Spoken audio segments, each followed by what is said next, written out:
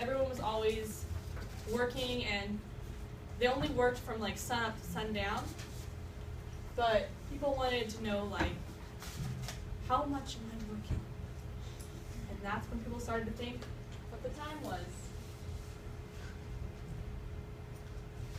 There are many different kinds of clocks, like the ancient clocks.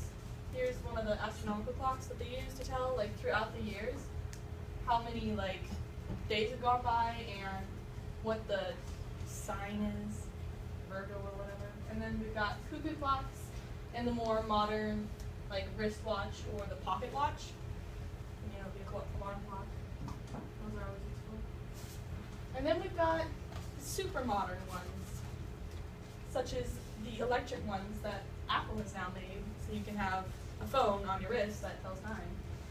And then there's mechanical clocks, which work with two things, the spring and the pendulum. And the spring starts by being wound up, and slowly, as it releases its energy, it turns the gears. And the pendulum makes sure that the gears go in the right place at the right time.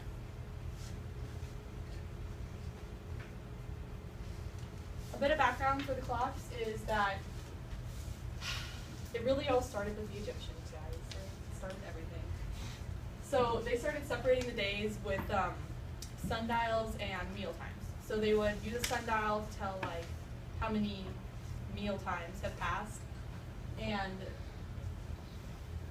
sorry, sundials were theodists of Bithynia in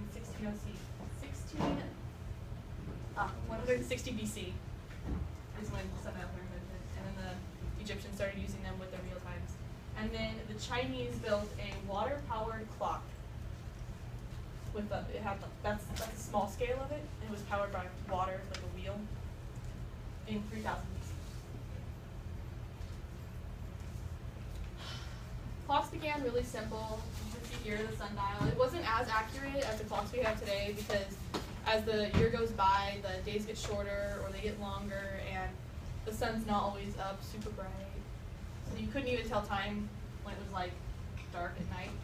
And so the Chinese, before they invented that beautiful tower clock, decided to make a bowl with a hole in it that dropped water. And however much time it took to empty the water out of the bowl was like a minute or an hour. And clocks have done a lot for us if you think about it. We've been thinking about time since we were basically born. Like, one more year I get to start preschool, guys. Or one more year and I'll be graduated. Or 10 more minutes until this class is over. And they've just done a lot for us. Like, we wouldn't have the usual 9-to-5 work hours or, you know, the 3-month summer that we enjoy so much because we wouldn't know what time it was. We wouldn't be able to celebrate stuff. And our worlds basically, like, our worlds revolve around clocks, guys. I mean, think about it. We're wondering what time we have to get up in the morning to get ready, and, you know, how long it's going to take me to get to school, how long the line is going to be at Human Being. We got to figure all this stuff out through time. And clocks have really, like, there's nothing better than a clock, not even sliced bread, guys. Nothing is better than a clock. She's like, actually, you're wrong. Thank you.